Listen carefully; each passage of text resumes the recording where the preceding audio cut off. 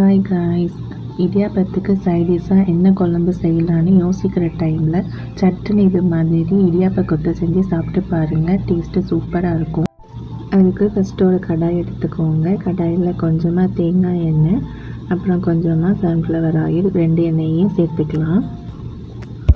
தேங்காய் எண்ணெயில் செய்யும்போது உங்களுக்கு டேஸ்ட்டு சூப்பராக இருக்கும். இங்கே நான் இடியாப்ப கொத்துக்கு தேவையான எல்லா காய்கறிகளையும் கட் பண்ணி வச்சுருக்கிறேன். ஒரு பெரிய சைஸ் வெங்காயம், ஒரு பெரிய சைஸ் தக்காளி, அப்புறம் ஒரு பச்சை மிளகா, கொஞ்சம் கருவேப்பிலை, கொஞ்சம் மல்லி, புதினா எல்லாத்தையும் எடுத்து வச்சுருக்கிறேன். இப்போ எண்ணெய் நல்லா சூடானதும் அதில் கட் பண்ணி வச்சுருக்கிற வெங்காயத்தை சேர்த்து நல்லா வதக்கிக்கலாம்.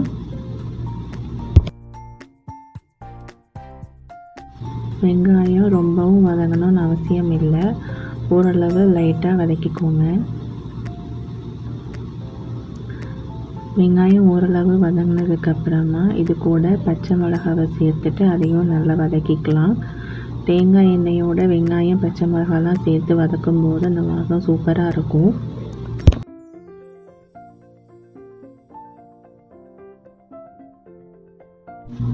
இப்போ இது கூட 1 ஸ்பூன் அளவுக்கு இஞ்சி பூண்டு சேர்த்துக்கலாம். அதையும் நல்லா வதக்கிக்கோங்க.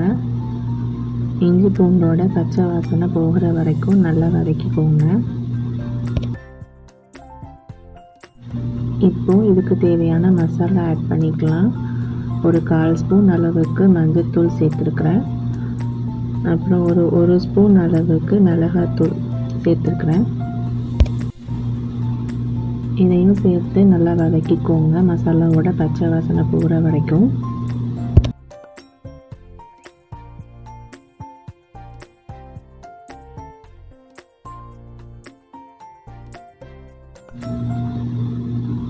இப்போது இது கூட கட் பண்ணி வச்சுருக்கிற தக்காளியை சேர்த்துக்கலாம்.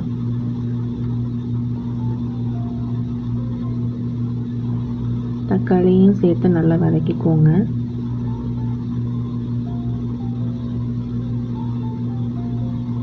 இப்போ இந்த கொத்துக்கு தேவையான அளவுக்கு உப்பு சேர்த்துக்கலாம்.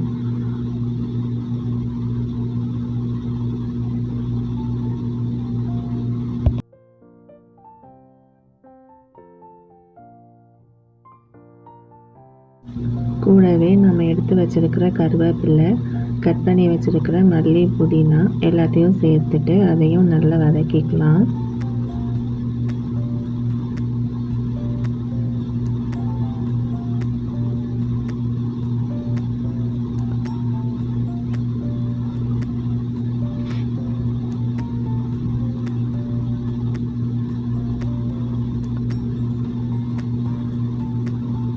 இது மாதிரி மசாலா எல்லாம் ஒன்று சேர வதங்கினதுக்கப்புறமா இதில் கொஞ்சமாக தண்ணி சேர்த்துக்கலாம். ரொம்ப சேர்க்கணும்னு அவசியம் இல்லை, ஒரு 1/2 கிளாஸ் அளவுக்கு தண்ணி சேர்த்துக்கலாம்.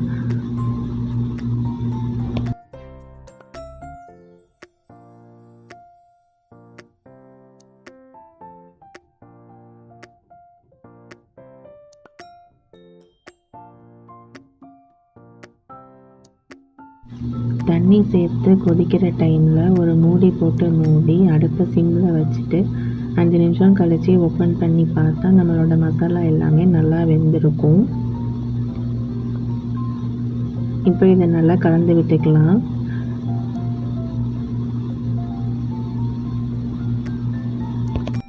ரொம்பவும் தண்ணியாக இல்லாத மாதிரி இந்த மாதிரி வேக வச்சு எடுத்துக்கோங்க.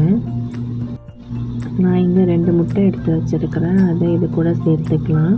உங்களுக்கு முட்டை தேவையில்லைன்னா கூட பிரச்சனை இல்லை, ஸ்கிப் பண்ணிக்கலாம். இப்போ இந்த முட்டைக்கு தேவையான அளவுக்கு கொஞ்சமாக உப்பு சேர்த்துக்கலாம். கூடவே கொஞ்சமாக மிளகுத்தூளும் சேர்த்துக்கலாம். இப்போ இந்த முட்டையை நல்லா கிளறி விட்டுக்கோங்க. முட்டை ரொம்ப வேகணும்னு அவசியம் இல்லை, ரொம்ப வெந்துருச்சுன்னு சொன்னால் மசாலா எல்லாத்தையும் முட்டையை எடுத்துக்கும்.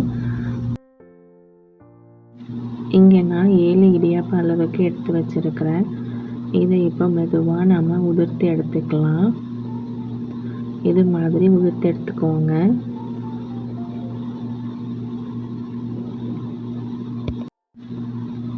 இப்போ இந்த டைமில் நாம் உதிர்த்து வச்சுருக்கிற இடியாப்பத்தை கூட சேர்த்துக்கலாம்.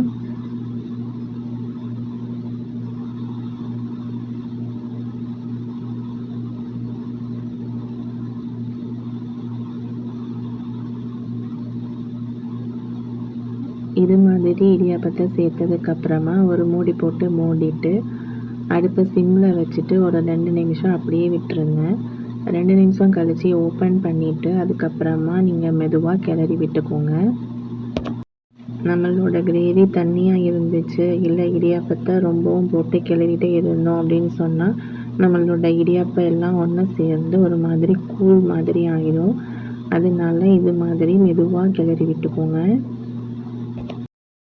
நம்மளோட மசாலா எல்லாம் மிக்ஸ் ஆகிற மாதிரி இது போல் கிளறி எடுத்துட்டிங்கன்னா நம்மளோட இடியாப்ப கொத்து ரெடி. இந்த ரெசிபி ரொம்பவே சூப்பராக இருக்கும்.